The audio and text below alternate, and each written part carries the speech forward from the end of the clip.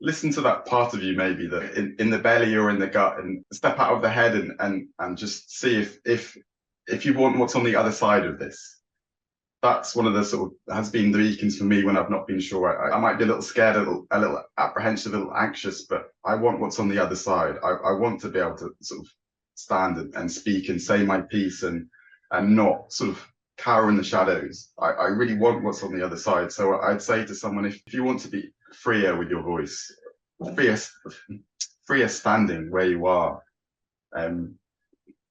listen to that voice. Listen to the voice wherever it takes you. It's certainly on one of your courses, it's a great place to start to kind of get familiar with that and see where it leads you. Life is for living. Listen to those little voices that really need to be heard and see where life will take you. It's an integration of mind and body. Your voice carries both, right? It's like mind, body, and soul, and it's such a precious thing to hear a voice that is fully expressive, fully embodied, that speaks the truth.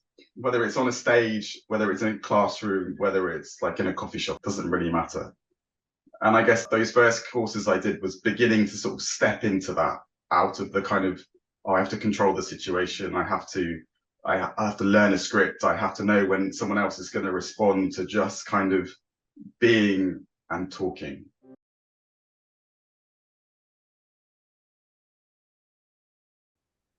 I think beauty is a nice way, that not in sort of a modern sense, but this sort of shining, radiating, that sort of casting a light that we all, I think we all have, but some of us lose for whatever reason, or you know, and it's been a kind of a long journey of sort of like recovering and remembering, in the remember, the sort of coming back together of old parts.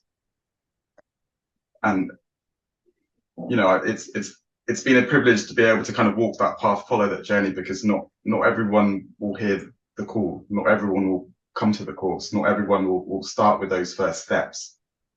And so there's, for whatever reason, there's a part of me that was like, oh, I want what's on the other side. And I've kept kind of going, I've kind of kept going, because partly curiosity, partly just like an impulse, listening to sort of my gut, my intuition. And yeah, I'm sort of getting to a place where, like, I'm in my feet. I can feel my feet on the ground. And when you feel your feet on the ground, when you feel the earth supporting you, I mean, it's life-changing. It's a totally different way of being in the world. There's an ease to being, to standing. And I never found, I always felt life was, every day was a struggle, right? That was the old story, if you will. And kind of with all the things I've done, life is getting easier, right? It's become, from, you know, walking, skipping, running, it becomes about movement and about flow, and I think with movement and flow is joy. And the thing that I remember that for me at the beginning would be, it's the sort of contraction, but holding the inner, the sort of, like, it's that kind of not wanting to move, to flow, to expand. Yeah, and that was, I guess that was probably what I was looking for. And voice and speaking is a great way to begin that. And you know, and I've sort of spiraled back to voice many times and things, and you know, probably at some stage I'll go back to improvisation and clowning and other things to sort of stretch and move in other directions, because yeah, it's all about that.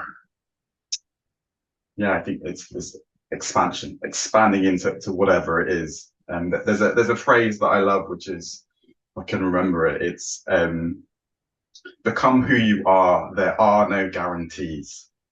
And I think it's a kind of great mantra for just exploring yourself, this world, this life, and whatever it contains.